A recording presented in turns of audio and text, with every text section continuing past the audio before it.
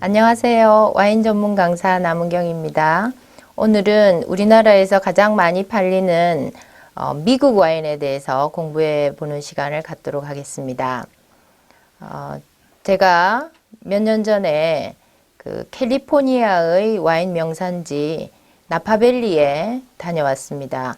그 나파밸리 초입에 입간판이 저렇게 관광객들을 위해서 세워져 있는 것을 보았는데요. Welcome to this world famous wine growing region. 이 세계적인 와인 명산지에 오신 것을 환영합니다. And the wine is bottled poetry. 그리고 그 와인은 병입되어 있다. 시가 병입되어 있다. 이렇게 적혀 있었습니다. 이 말은 로버트 루이스 스티븐슨이라는 우리가 어릴 때 읽었던 보물섬이라든지 지킬 앤 하이드를 쓴 작가의 말인데요. 와인을 한 병 만들기 위해서는 양조가의 손길이 400여 번이 간다고 합니다.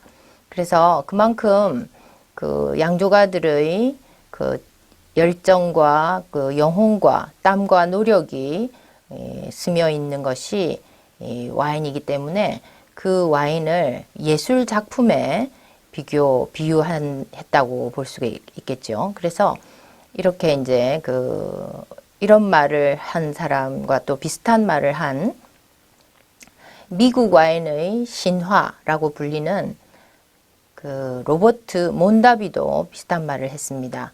와인 기술, 양조는 와인을 양조하는 것은 기술이지만 좋은 와인, 고급 와인은 예술이다. 이렇게 또 표현을 한 적도 있습니다. 그래서 로버트 몬다비라든지 이런 분들이 다 그렇게 예술 작품과 이 와인을 비교를 할 정도로 양조가들의 정성이 많이 들어있는 그런 한편의 시와 같다고 이렇게 표현을 했습니다. 그래서 이 와인, 미국 와인, 요거를 지금부터 한번 살펴보도록 하겠습니다. 본격적으로 미국 와인을 공부하기 전에 세계의 와인 생산지를 한번 살펴보면요. 저렇게 이제 붉은색으로 되어 있는 곳이 이제 와인이 생산되는 나라들인데, 북위 30도에서 북위 50도 사이, 그 다음 남반구에는 또 반대로 남위 30도에서 남위 50도 사이 이렇게 해서 양조용 포도가 생산되는 지역입니다. 그 중에 이제 구대륙, 그러니까 이제 수천 년 전부터 와인을 만들어 온 나라들, 이제 유럽이죠. 프랑스라든지 이태리라든지 이런 지역이 이제 구대륙 와인 혹은 구세계 와인이라고 하고요. 콜럼부스가 1492년도에 신대륙을 발견하고 대항해 시대가 열려서 유럽 사람들에 의해서 식민지를 개척한 나라들, 그 나라에 가서 제일 먼저 한 일이 기독교 예식에 필요한 와인을 만들기 위해서 포도나무를 심었다고 합니다. 그래서 그 지역들을 신세계 와인이라고 합니다. 그래서 이제 미국을 위시해서 호주, 뉴질랜드, 칠레, 아르헨티나, 남아프리카 공화국 이런 나라들을 신세계 와인이라고 합니다. 그래서 이런 나라들과 구대륙 와인과 한번 비교를 해보겠습니다. 이제 역사는 물론 신대륙 와인도 400여 년 전부터 시작은 됐겠지만 본격적으로 와인이 성장한 와인이 만들어지기 시작한 때가 4, 50년 전 1970년에서 80년대에 와인 시장의 글로벌화가 됩니다. 그러므로 해서 이제 와인이 급성장하게 되죠. 그래서 이제 이 신대륙 와인은 이제 그 좀 남다른 전략이 필요합니다.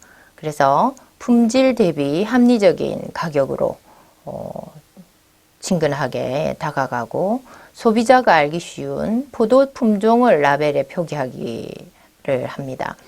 이제 9세기의 와인들, 그러니까 이제 오래전부터 와인을 만들어 온 그 유럽의 와인들은 라벨에 그 포도 품종을 기재하지 않습니다. 왜냐하면 이제 그 옛날부터 교통이 발달하지 않았기 때문에 그 지역 사람들은 누구나 자기 마을에 자라고 있는 그 포도는 다 똑같은 포도 품종이었기 때문에 굳이 그거를 적을 필요가 없었던 거죠. 그래서 포도 품종을 라벨에 표시하지 않는 대신에 그 마을명 혹은 그 지역명, 원산지명을 중요시하면서 그 원산지에 따라서 와인의 맛이 달라진다는 것을 이제 중요하게 생각을 했죠. 그래서 고급 와인일수록 라벨에 원산지명만 적혀 있고 포도 품종이 적혀져 있지 않다는 것을 유념해 주시기 바랍니다.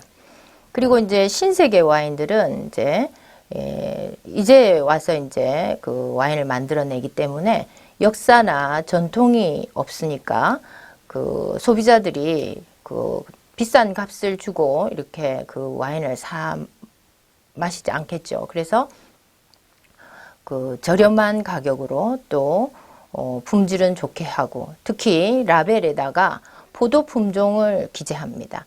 그래서 프랑스의 포도 품종이 적혀 있으면 그 비슷한 맛을 내겠구나 이렇게 추측할 수 있도록 그렇게 해서 포도 품종이 라벨에 적혀 있다는 것. 그래서 그게 이제 신세계 와인의 특징이죠. 그래서 프랑스 포도 품종과 프랑스 제조 방식, 프랑스 양조 기술을 도입해서 신세계 와인은 프랑스와 비슷한 맛을 내기는 것이 이제 목표가 되겠습니다. 그래서 구대륙과 신대륙 와인을 그렇게 비교를 해 보시면 되겠고,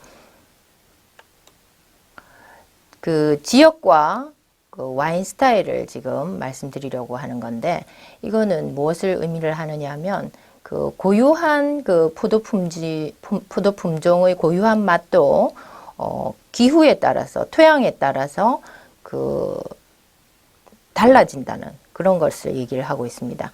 예를 들어서 이제 유럽의 와인들은 뭐 김치국이다 이렇게 이제 맛을 표현을 한다면 신세계 와인들은 김치찌개라든지 뭐 이렇게 좀 뻑뻑한 껄쭉하다 이런 이제 그 표현을 하거든요. 그만큼 이제 신세계 와인들은 풀바디에다가 또 그 맛이나 향이 굉장히 그 풍부하고 풍만합니다. 이제 그것은 이제 그 계절, 날씨 이런 것에 따라서 그런데요. 이제 왼쪽 그림은 그 고유한 포도의 그 품종들의 그 맛입니다. 그래서 이제 뭐 리슬링, 소미뇽 블랑, 샤르도네 같은 이제 화이트 와인의 바디감이라든지 약화가 갈수록 강하다.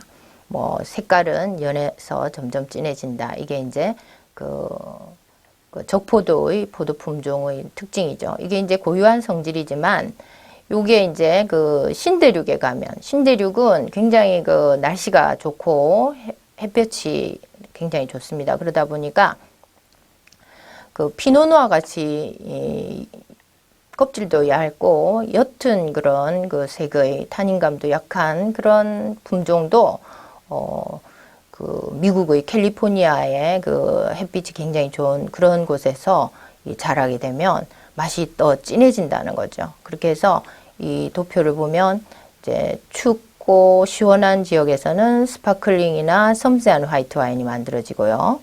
이제 점점 따뜻해질수록 미디엄 바디의 레드 와인이나 화이트 와인, 여기서 점점 더워지면 풀바디의 레드나 화이트 와인이 만들어진다 이런 이야기입니다. 그래서 포도 품종하고 상관없이 이제 이 기후와 기온에 따라서 일조량에 따라서 이렇게 포도 품종의 그 고유한 성질이 살짝 바뀌게 된다는 것도 유념해 주시면 와인 맛을 여러분들이 구별하는 데 도움이 될 거라고 생각이 됩니다. 여기까지 미국 와인의 전체적인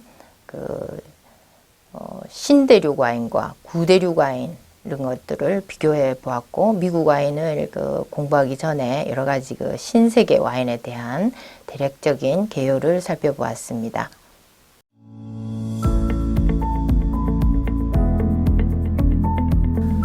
구대륙 와인과 신대륙 와인을 비교해 보겠습니다. 구대륙 와인은 수천 년 전부터 와인을 만들어 온 유럽의 와인들입니다. 예를 들어서 프랑스라든지 이태리라든지 스페인, 독일과 같은 나라들을 구대륙 와인 혹은 구세계 와인이라고 하죠. 그 다음 이제 신대륙 와인은 유럽 사람들에 의해서 대항해 시대에 식민지를 개척한 그 나라들입니다. 그 나라들이 이제 미국이라든지 호주, 뉴질랜드, 칠레, 아르헨티나, 남아공 이런 나라들을 신대륙 와인 혹은 신세계 와인이라고 하죠. 그래서 이제 와인 공부하는데 구세계 와인과 신세계 와인이 이제 많이 나오게 되는데, 한번 어떤 점이 차이가 나는지를 한번 살펴보겠습니다. 신대륙 와인은 역사는 뭐 한 400여 년 되겠지만은 본격적으로 와인이 만들어지게 조금 고품질로 만들어지게 된 시기가 교통이 발달하고 와인의 시장이 글로벌화되면서 1970년대부터 급성장하게 됩니다. 그래서 신대륙 와인의 전략은 품질 대비 합리적인 가격으로 소비자한테 다가가고, 또 소비자가 알기 쉬운 포도 품종을 라벨에 표기합니다. 구세계 와인은 라벨에 포도 품종이 기재되어 있지 않는 것이 대부분입니다. 왜냐하면 오래 전부터 이렇게 해왔던 그냥 역사와 전통이기 때문에 그냥 이제 라벨에 마을 이름명 혹은 원산지명을 적는 것이 더 중요하고요. 그러니까 때루아의 특성을 살리는 거죠. 그래서 그 마을에 따라서, 그 토양에 따라서, 그 지역의 자연 환경에 따라서 맛이 달라진다, 이렇게 보고 있고요. 이 미국이라든지 이런 신세계 와인은 라벨에 포도 품종을 기재함으로 해서 소비자들한테 쉽게 다가갈 수 있고, 또 그 포도 품종의 특성을 살려서 그 포도 품종을 이제 라벨에 기재함으로 해서 그 포도 맛을 예측을 할 수 있는 거죠. 그렇게 해서 이제 프랑스의 포도 품종이라든지 제조 방식이라든지 기술을 도입해서 프랑스와 비슷한 와인을 만들어내는 것이 신세계 나라들의 목표라고 볼 수가 있겠습니다. 여기까지 구대륙 와인과 신대륙 와인을 비교해 보았습니다. 감사합니다.